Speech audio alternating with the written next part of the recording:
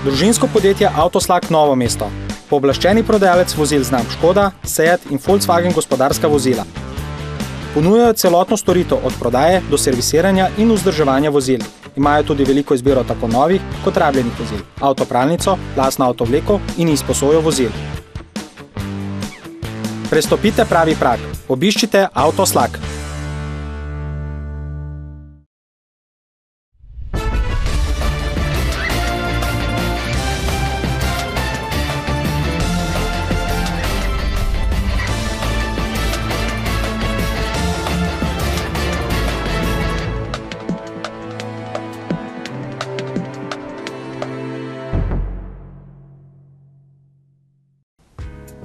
Dobrodošli v oddaji Kako prodati, kupiti in dobro zaslužiti.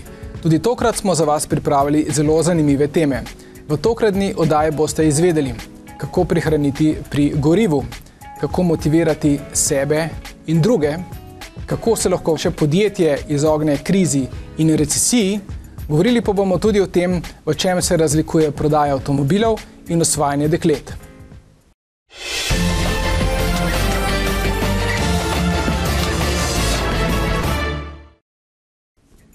Večina ljudi pravi, misli, da je kriza, da je prišla recesija. Sedaj bomo govorili o tem, kako se izogniti krizi, kako se izogniti recesiji, kaj lahko podjetnik naredi, da njegovo podjetje v krizi, v recesiji enostavno ne bo sodelovalo. Preden vam povem, kakšni so trije možni ukrepi, s katerimi se vsako podjetje lahko izogne krizi, naj vam povem, da bi danes moral biti jaz nekje drugje, namreč v Atenah, v Grčiji bi moral predavati za veliko svetovno podjetje Kodak. Za njih sem predaval že lani, z mano so bili zelo zadovoljni, povabili so me tudi naslednjo leto na njihov kongres, kjer so v bistvu pripravili predavanje za vse njihove večje stranke, ampak predavanje je odpadlo, ga žal ne bo, ker je podjetje Kodak po 132 letih obstoja bankrotiralo. Zdaj, bankrotirali niso zaradi krize, zaradi recesije, bankrotirali so preprosto zato, ker se niso dovolj uspešno prilagodili novim razmeram na trgu. Večina nas več ne slika, fotografira z navadnimi fotoaparati, s tistimi, ki je še film noter, ampak slikamo z digitalnimi fotoaparati in slikamo s telefoni. In podjetje, čeprav je bilo najboljše v svoji panogi, največje vodilno v svetu, se temu ni prilagodilo in po 132 letih so morali zaprti vrata. Ampak kot vidite, to nima nobene zveze z recesijo, s finančnimi trgi, s krizo. Kriza pri podjetjih vedno nastopi zato, ker pravočasno ne ugotovimo, kaj se dogaja in ne ukrepamo. Večinoma podjetje, kako lahko opazi, da nekaj ni v redu, prodaja začne upadati, pa dobiček začne upadati. In takrat imamo na voljo 3 ukrepe, ki boste tudi zdaj videli na svojem zaslonu. Prvi ukrep je, lahko začnemo prodajati nekaj drugega. Recimo, prodajaš nek drug izdelek. Potem druga možnost je, da prodajamo na kakšen drug način. In tretja možnost, da prodajamo druge izdelke ali pa storitve, kot smo jih prodajali do sedaj. In sedaj poglejmo par primerov. Recimo primer prvi, prodajate še drugim. Kaj bi to bilo? Jaz imam prijateljico, ki ima majhno gradbeno podjetje. In pred to krizo, recesijo je večina posla opravila z velikimi gradbenimi podjetji. Zdaj seveda z velikimi gradbenimi podjetji več ne dela, ampak dela individualne hiše. Torej, prodaja v bistvu iste storitve, kot jih je prodajala pred 5 leti, samo našla je druge kupce. Recimo, kaj bi bil primer za prodajati začnemo na drug način? Recimo, poglejmo enega kmeta. Do sedaj je vedno prodajal mleko preko cele verige, od kupovalcev, trgovcev na debelo, potem na koncu njegovo mleko končalo recimo v Mercatorju. Zdaj pa prodaja preko mlekomatov. A ste videli, isti izdelek, samo našel je drug način, ali pa recimo prodaja začnemo prek spleta in tako naprej. Se pravi, poiskati moramo ali druge kupce, ali drug način, ali pa začnemo prodajati neke druge izdelke ali pa storitve. Ampak enega od teh ukrepov moramo narediti, ko pride do krize. Seveda, primerov uspešnih podjetij, ki so se uspela prilagoditi na ta način, je zelo veliko. Recimo, eno podjetje, ki ves čas oglašuje na televiziji in nam prodaja izdelke preko TV prodaje, sedaj prodaja tudi v večjih trgovskih centrih. Se pravi, prodaja in drugim kupcem in na drug način. Zakaj so to naredili? Zato, ker je prodaja preko običajnega njihovega kanala, ki je bil TV prodaja, upadla. Torej, dobri podjetniki, sposobni podjetniki, kako se prilagodimo? Opazimo, da prodaja upada, opazimo, da dobiček upada, potem pa začnemo razmišljati, a je še kakšna druga ciljna skupina, a lahko mogoče te izdelke prodamo še komu drugemu, a lahko prodajamo na drug način. Če imamo zdaj trgovino, mogoče odpremo spletno trgovino ali pa začnemo prodajati po pošti, po telefonu. In kaj lahko še naredimo? Mogoče moramo pa spremeniti izdelke ali storitve. To bi recimo moral narediti Kodak. Filmov več z nobeno marketinškim trikom ne moreš prodati. Morali bi intenzivneje vstopiti na trg digitalnih fotoaparatov ali mobilnih telefonov, česa drugega. En primer podjetja, ki ga vsi poznate, svetovno znanega, včasih so delali gume, to je Nokia, danes delajo mobilne aparate. Torej, ko so ugotovili, da z guma več ne bo kakšnega hudega biznisa, so se prilagodili in začeti delati nekaj drugega. V čem pa je glavna težava? Ljudje nimamo preveč radi sprememb. In odlašamo in čakamo, da nam bo nekdo pomagal ali pa da se bo nekaj, ne vem, odkje je zgoraj pokazalo. Ne, v trenutku, ko pasite, da nekaj več ne gre tako, kot bi moralo iti, je potrebno nekaj spremeniti.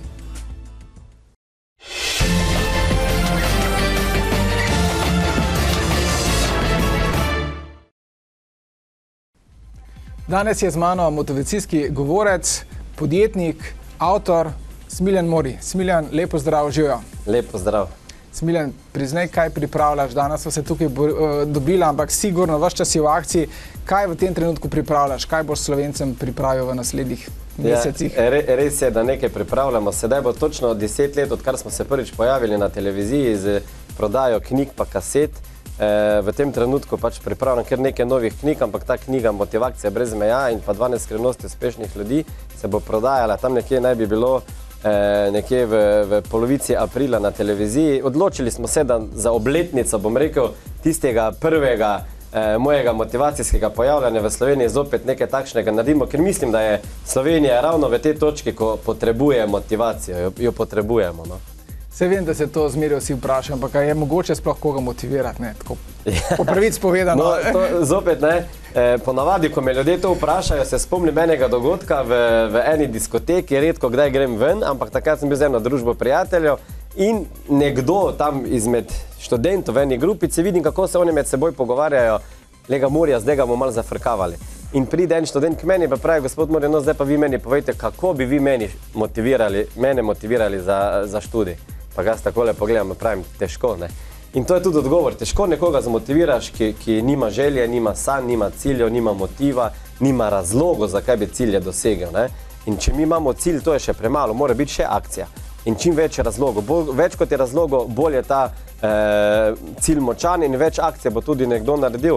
Če pa nisi ti motiviran, če ne veš, kaj bi rad, potem te ne bo nobena tehnika motivacije vzbudila k akciji. Je pa res, da ljudje pač imamo tisto notranjo motivacijo, nekateri imamo bolj preurejeno, nekateri pa potrebujemo mogoče malo zunanje impulze. Ampak ti zunanji impulzi niso večni, ne. Ti lahko prebereš eno knjigo, greš na en seminar in mogoče poslušaš kakšen audio program, ampak če ne boš nekaj naredil, bo to hitro, bom rekel, padlo. Zadnje čase veliko nastopaš v Rusiji, v Ukrajini, pokazal si mi na telefonu posnetke seminarja, kjer je bilo 12 000 ljudi. Daj ti razloži prvič, kako si zbral pogum za kaj takšnega, ne? Pa tudi večina ljudi ne ve, predavša slovenščini, seveda pozdraviš v ruščini in tako naprej, ampak kako dosežeš, da 12 000 ljudi tam skače, odidejo zadovoljni, ne? Ti pa lepo v naši super slovenščini to razlagaš. To me veliko ljudi sprašuje in res je, nekaj mesecev nazaj so se bi uresničile sanje, ker sem pred 10 leti začel nastopati po Sloveniji, sem si zadel cilj, da bi rad nastopil pred več kot 10 000 ljudmi. In moram priznati, da sem imel kar malo šibka v kolena, ko je se ta trenutek pojavil. Drugače pa jaz v teh 6 urah seminarja v Rusiji, ko predavam v slovenščini in imam prevajalko na odru, povem popolnoma isto vsebino, kot če jo predavam v slovenščini. Nič ni zaradi tega, bom rekel, zreducirana tema. Jaz ne vem zakaj, je res, da sem že toliko zverziran, da to se da, ampak zakaj pa ne, mislim, čisto isti učinki so, isto lahko zmotiviram ljudi, isto sodelujejo. Gre samo za to, da pač mogoče malo bolj izrazito govorico telesa imam in ljudje nekateri še preden ona prevede do konca, oni že vedo približno, kaj sem ja želel povedati. Očitno si ti prav dokaz tega, veš, ko teorija pravi, da 7% so besede, ne? Ostalo je pa verbalna komunikacija. Neverbalna komunikacija, točno tako. Ja, res. Mi dva smo naredila v Hali Tivoli, to je bilo leta 2008, skupaj seminar, kjer smo imeli skoraj 4000 ljudi, ne? Zadovoljni so bili, dobro, Celovška je bila, malo gužva je bila, ampak ljudje so bili zadovoljni. Zdaj pa pošteno, ti meni povej se pa gledalcem, ne? Kaj misliš, koliko od teh ljudi je potem recimo še po 6 mesecih ali pa po enem letu kaj naredilo zase, se pravi, da so naredili tisto, kar sva jim govorila, da so prišli od zadovoljstva akcij? Zelo malo, jaz mislim 1%, če je kaj naredil, kakšno idejo prenesel v prakso. Zaradi tega, ker točno to je problem, ljudje poslušamo, beremo, ni problem, da mi ne bi znali dovolj. Problem je to, da tisto, kar že znamo, ne sprovedemo v praksi. In dobro, bil je super dogodek, 4000 ljudi, ko se danes spomnim, grejo še dlake po telesu, ker sva se stala v zakulisju, pa se gledala, sva rekla, a to možno, da ljudje so kar prišli, in to je to, mi dva takrat se nisva obremenjevala, a bodo prišli ljudje ali ne, mi dva sva imela največ problem, če bo prost termin v Hali Tivoli, ker najprej moraš narediti ti korak proti cilju, torej rezerviraj dvorano, potem pa se bodo vsi miselni procesi sprožili, ki ti bodo pomagali pritegniti ljudi, da pride v tisto Halo Tivoli. In zdaj jaz mislim, da je to isti primer z naslednjim. Stožice so zgradili ta čas v Ljubljani, to veš, ne? Iz Maribora. Ja, sej, veš, da vem, ne? In odkar so jih postavili, mi grejo na živce, ne? Ker se mi zdi, da sam boks, ne, svaka čast bi rekli, ne? Ja, pa pevke, ne? Pa pevke, pa košarka. Zdaj sva midva na vrsti. Zdaj sva midva na vrsti, ne? In bova napolnila 13. januarja. 2013. 13. uri. Ok, zdaj pa še malo povej o svojem biznisu. Kaj sicer počneš, pa kaj pripravljaš res za Slovenijo v naslednjih mesecih, pa v Novem mestu si, ne? Ja. Mogoče imaš tudi za tukaj za kakšno presenečenje za okolico Novega mesta in Novo mesto? Ja, v sklopu te, bom rekel, izdaje nove knjige in pa audioprograma, ki se bo pač prodajal preko televizije, bom tudi naredil eno turnejo v 8 različnih krajih po Sloveniji in tudi Novo mesto bo med njimi. Moram reči, da sem bil že parkrat v Novem mestu in tukaj je bil odziv fenomenalen. Mislim, da sem imel največje število ljudi, čeprav me mogoče tukaj najmanj ljudi tudi poznam, ampak vedno so bile dvorane polne. Drugače pa, poleg tega, da pripravljam in novo spletno stran, in nove vsebine izobraževalne, se že pač veliko časa, 14 let ukvarjam z svetovanjem, kar se tiče financ, zavarovanj podjetnikom, družinam, več kot 70 000 strank že imamo, tako da z te strani me malo manj ljudje poznajo, bolj me poznajo kot motivacijskega govornika. Mogoče za konec še kakšen stavek za gledalce, pa mogoče en kratek komentar zakona privlačnosti. Zadnje čase vsi o tem govorijo, več razmišljajo, kaj bi vse imeli, pa nekako ne pride. Ne pride, zato ker ga niso prebrali do konca. Vse to ni nič novega, zakon privlačnosti. Seveda je bolje, da razmišljaš pozitivno, kot pa negativno, ker bo ti lažje. Ampak samo, če razmišljaš pozitivno, to še ni dovolj. Ker če bi to delovalo, potem spomladi, ko se začne sejanje na njivah pa vrtovih, in ko začne rast plevel, bi bilo dovolj, da pride gospodinja pa začne pozitivno razmišljati, da ni plevela. Ampak plevel je, ti se moraš skloniti, ga moraš izpuliti. In isto je z zakonom privlačnosti. Super je, treba ga je delati, ampak ni samo v tem, kako ti razmišljaš, kaj čutiš.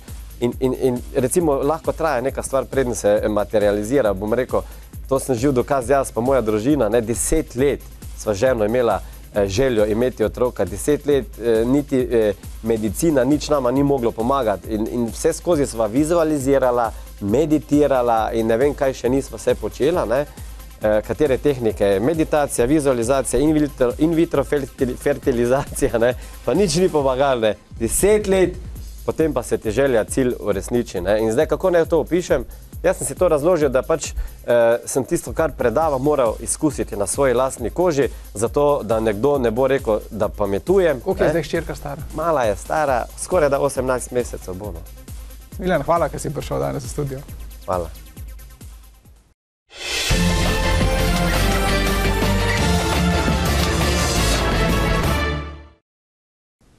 Jaz imam knjige zelo rad, mislim, da jih imamo v svoji knjižnici okoli 2000, vsakeč, ko pride paket iz Amazona ali kjerkoli se zelo razveselim in gledam, odpiram.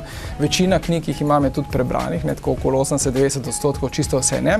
Ampak danes sem prinesel sem 2 oziroma 3 kupe knjig s enim točno določenim namenom. Tukaj imam knjige, ki govorijo o tem, kako biti uspešen, če igraš poker. Se pravi, kako čim bolje igrati poker, kako premagovati v pokru soigralce. Potem imam tukaj šahovske knjige, ki govorijo o tem, kako biti čim boljši šahist. Ta kup je sicer manjši, ampak doma je precej več knjig. Te knjige pa govorijo o tem, kako biti uspešen komik, stand-up komik. Zdaj, zakaj sem vam prinesel te knjige, kaj vam želim povedati? Če želite biti uspešni na katerem koli področju v življenju, potem je v resnici dovolj, da preberete 10 knjig z tistega področja. Če želite biti dobri v pokru, 10 knjig z pokra preberete in prepričan sem, da boste zmagali kakšen turnirček, tudi jaz sem zmagal že 3. Šah je dober, šah je malo težje zadeva, priznam kot poker, ampak kljub vsemu, če boste študirali šahovske knjige, boste vsaj prvi na vasi, če ne kje drugje. In ena zanimiva izkušnja, ta je moja s stand-upom. Tudi na računalniku vam bom pokazal mogoče 1-2 fotografije, recimo. Tukaj je ena fotografija, kjer jaz nastopam kot stand-up komik in boste videli še drugo fotografijo iz Svetličarne, kjer tudi recimo Pižama, Vid Valič in znani stand-up komiki so na tej fotografiji. Jaz se stand-upom nisem nikoli ukvarjal. Lani sem pa rekel za hec, bom poizkusil, nabavil sem si 10 knjig z področja stand-upa, tudi nekaj videov pa audio CD-jev, vse to sem preposlušal, naredil sem si načrt, napisal sem si tisto 5 oziroma 10 minuten nastop, potem sem ga izvadil, 100-krat sem ponovil in prišel sem v finale za izbor slovenskega stand-up komika leta.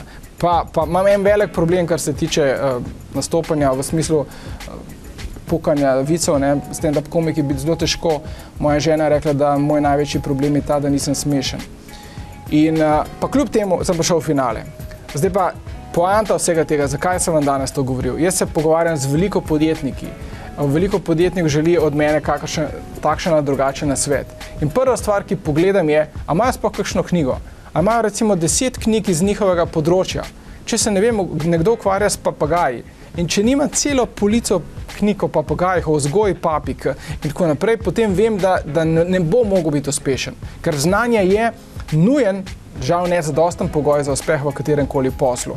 In zelo pogosto se zgodi, da jaz, ko se pogovarjam s podjetniki, ki želijo na svet, vem več od njih o sami panogi, o področju, ne sledijo, kaj se dogaja na njihovem področju. In danes v času interneta in tudi knjige so v knjižnicah zastonj, pa tudi na internetu mnoge brezplačne, je pravi greh. Se pravi, če želite biti na katerem koli področju uspešni, preberite 10 tistih najbolj popularnih knjig z področja in videli boste, da če ne drugega, boste v svojem okolju najboljši in prvi. Vzemite knjige v roke, knjige so res zlato in tisto, kar investiramo v glavo, tega nam nihče nikoli ne bo mogel vzeti.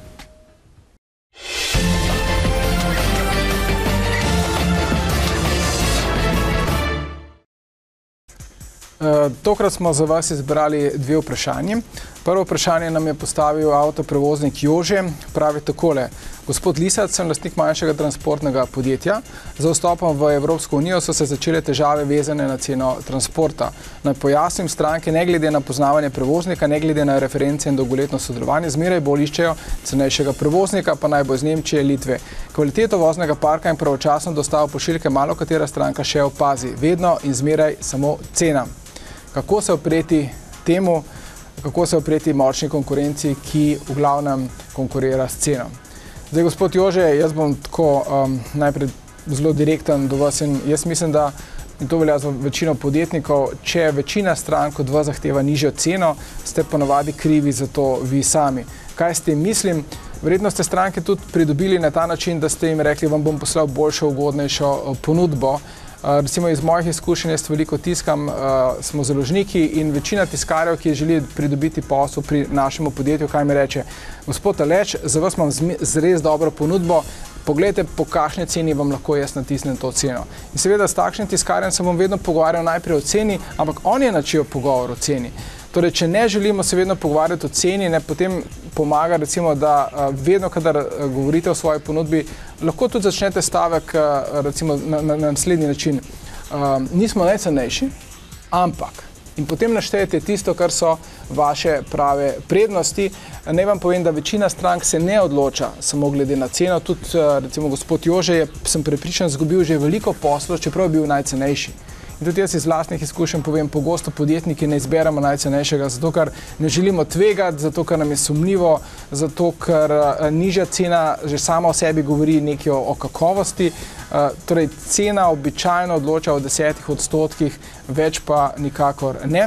Pa še nekaj se moramo zavedati, gospod Jože, da vseh strank nikoli ne bova dobila, ne glede na to, kako ugodna sva. Torej, bolj se skoncentrirate na tiste stranke, ki so pripravljene plačati več za tisto, kar ponujate, in ne biti hudi, užaljeni ali pa razočarani, če vam kdo reče ne. Pogosto pa še neka zadeva zelo pomembna. Ljudje rečejo, da je nekaj predrago, ampak to je samo izgovor. Mogoče je nekaj drugega tisti pravi razlog, da niso kupili ravno pri vas. Še naprej pošiljate ponudbe, pa kot sem rekel, ne poudarjati ceno. Ko boste sami prenehali poudarjati ceno, se bo tudi število tistih strank, ki se bodo želele pogovarjati z vami samo o ceni, zmanjšalo. Drugo današnje vprašanje je pa naslednje. Moje vprašanje je preprosto. Kako naj z minimalni vlaganji pospešujem prodajo artikla, ki mu je težko ali celo nemogoče določiti konkurenčna prednost? Prodajam namreč motorna olja. Večina uporabnikov misli, da so vsa olja enake kakovosti, morda pa so celo res. V Sloveniji so zastopane praktično vse znane blagovne znamke in še veliko neznanih, ki so nekoliko cenejše. Razlika v imidžu in kvaliteti. Se pravi, Tomislav, kakšen bi bil moj nasvet? Dejansko ste na področju, kjer je edinstveno prodajno prednost težko povedati. Veseli me, da sploh govorite o edinstveni prodajni prednosti, da veste, kaj to je. Torej, vsako podjetje mora vedeti, o čem je boljše od konkurence, in če zna podjetnik povedati v enem stavku, zakaj naj kupimo ravno pri njemu in nekje drugje, potem je na pravi poti. Pri motornih oljih je pa res težko, ampak takšnih izdelkov je še veliko. Recimo, izdelek oziroma storitev, ki jo vsi poznamo, je električna energija. Vsak od nas nekje kupuje električno energijo, se pravi, električni tok vedno pride isti v naše domove, ampak nekateri izberemo enega ponudnika, drugi izberemo drugega ponudnika.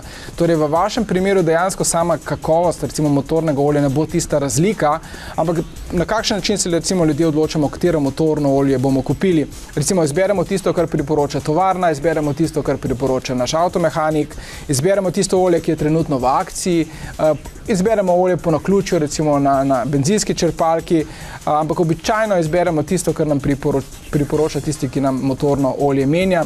Torej, iz tega že sledi, kaj morate narediti. Več se morate ukvarjati z vašimi kupci. Vaši kupci niso neposredno vozniki, ampak so recimo avtomehaniki, ki potem voznikom svetujejo, katero olje izbrati. Tudi za vas velja, nikoli ne bodo vsi izbrali ravno vašega olja, ravno zato, ker so izdelki vsi primerljivi. Vprašati se morate, kaj je res tisti razlog, da nekdo izbere enega dobavitelja. Morda ste lahko razlog vi, ker ljudje pogosto kupujemo, če vse ostalo enako, od drugih ljudi, ki so nam bolj všeč, ki so bolj prijazni, s katerimi imamo boljši odnos, kjer je pač nastopila neka kemija. Se pravi, vprašajte se, kaj ste naredili na tem, da bi izboljšali odnose z vašimi kupci, in v boljših odnosih boste z vašimi kupci, kdo to so, morate sami ugotoviti, mogoče so to recimo mehaniki, več boste prodali. Ker na koncu koncev, ja, motorno olje v bistvu se meni se zdi, da je vseeno, katero izberem, ampak ni pa mi vseeno, kje ga kupim, pa kdo mi ga priporoči. In običajno jaz kupujem motorno olje od svojega mehanika, ki mu zaupam. Torej, predvsem vzpostavite boljše odnose z vašimi kupci, več se ukvarjate z njimi, bolj pogosto komunicirate z njimi, organizirate kakšno nagradno igro, peljete jih mogoče v tovarno pogledati, kjer ta motorna olja izdelujejo. Število kontaktov z vašimi potencialnimi strankami bo v tem primeru odločilno, ne samo izdelek. Res je težko povedati, zakaj je eno motorno olje boljše od drugega.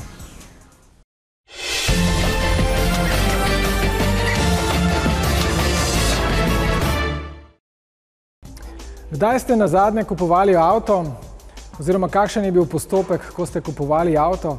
Če pogledamo običajno pri ljudeh, kako stvar poteka.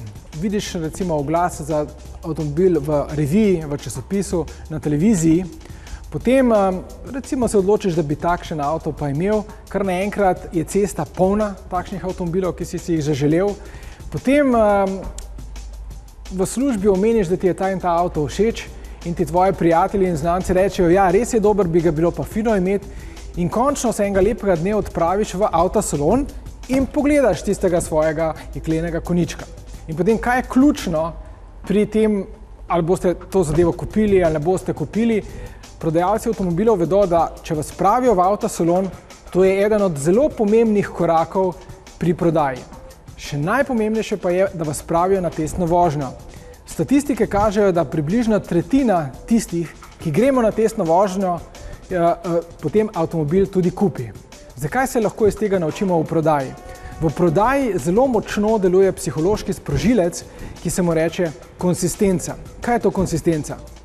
Kupca pripravimo do nakupa z majhnimi koraki. Kakor smo rekli pri avtomobilu, vidiš oglas, vidiš še en oglas, diskutiraš s prijatelji, v avtoreviji prebereš nekaj o tem svojem avtomobilu, greš v avtosalon, greš na testno vožnjo in na koncu kupiš.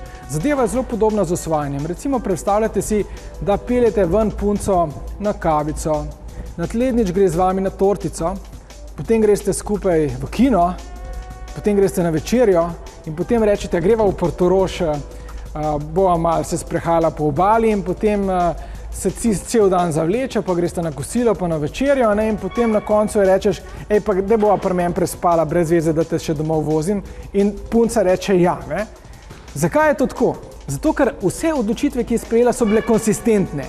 Najprej je šla z vami na sestanek, potem je šla z vami na kavico, na kosilo, na večerjo in tista končna odločitev, ali boš prespala pri meni ali ne, je bila očitni da. In podobno zadevo, vsi, ki se ukvarjamo s prodajo, moramo se lotiti zadeve na podoben način. Ne stranko direktno vprašati, že na prvem zmenku, ti, a greš z mano? Ne prekavica, tortica, kino in tako naprej.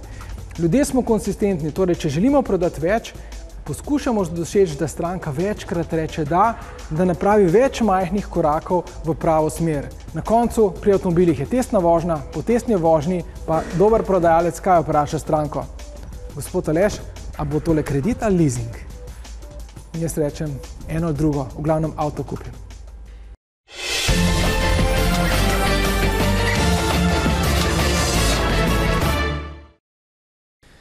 Verjetno ste že opazili, da je gorivo čedalje dražje. Vprašanje pa je, ali nam lahko internet pomaga kaj znižati recimo stroške za gorivo in odgovor je da. Podjetniki, poslovneži veliko hodimo na sestanke in danes je možno organizirati sestanke in tudi seminarje kar prek spleta. In sedaj vam bom praktično pokazal, recimo, kako lahko pokličem nekoga v Ljubljano, jaz sem v Novem mestu, moj brat je trenutno v moji pisarni v Ljubljani in skupaj se bova preko videokonference povezala in pogovarjala. No pa preizkusimo zdaj, če ta zadeva deluje. Blaž, če me slišiš, pomahaj, javlja se iz moje pisarne, prosim pomahaj gledalcem. Lepo zdrav, slišite odlično, tako da spremljam tvojo oddajo in poslušam napet, kar upam, da tudi ostali poslušalci in gledalci vašega kanala. Ja, zdaj bom samo mogoče gledalcem demonstriral, midva se vidiva, lahko pa jaz tebi tudi pokažem recimo svoj ekran, kaj imam trenutno na ekranu, spletno stran, prosojnice, na ta način se lahko organizira celotne sestanke. Na drugi strani pa ni nujno, da je en sam človek, ampak lahko bi bil recimo poleg mojega brata še 16 drugih udeležencev ali pa v našem podjetju smo že organizirali seminarje tudi za 100 udeležencev in vsi spremljajo celotno zadevo preko spleta. Se pravi, Blaž, zdaj te bom sam pozdravil, živijo, mi bomo nadaljevali z oddajo, demonstrirali še nekaj drugih opcij, midva se pa kmalu spet vidiva v Ljubljani. Velja, se vidiva popoldne, adijo. No, kot ste videli, to je bil kratka demonstracija video sestanka. Med takšnim video sestankom lahko pokažemo recimo kaj v kamero, lahko pokažemo presojnice, lahko si delimo pošto, ki smo jo prejeli po internetu. Zadeva je pa zelo primerna, predvsem za podjetja, ki imajo recimo tudi poslovalnice v več krajih ali pa v več državah. Današnja tehnologija omogoča, da praktično brezplačno na ta način vidimo človeka na drugi strani, se pogovarjamo. Seveda vprašanje, ali bo takšen način sestankovanja in seminarja kdaj nadomestil klasične sestanke in poslovna kosila, seveda ne, ampak je pa to zelo dobra zadeva za, ko imamo enkrat že vzpostavljene odnose z strankami na drugi strani, ko se poznamo in včasih lahko na ta način jim prihranimo pri gorivu, pri času, zadeve hitreje naredimo, tudi ljudje se bolje pripravimo na takšne video sestanke. Tehnična oprema, vse, kar potrebujemo, računalnik s kamero in mikrofonom, mogoče, če recimo vi, ki to gledate, pa niste v poslu, to je tudi en lep način, da se pogovarjate s sorodniki, naprimer v Ameriki. Jaz imam 2 strica, sestrične bratrance v Ameriki in na ta način se lahko praktično brezplačno vidimo in slišimo in tudi za te zadeve je internet zelo, zelo dobrodošel. Kaj bo prinesla prihodnost? Ali bomo v prihodnosti v glavnem na ta način poslovali ali ne, to bomo še videli, ampak jaz vam predlagam, da preizkusite enega od teh programov, verjetno Skype, tudi imate vsi tudi prek Skype, kaj je takšnega možno, in naredite prvi video sestanek z vašimi poslovnimi partnerji, z vašimi zaposlenimi ali pa s kakšnim prijateljem, sorodnikom.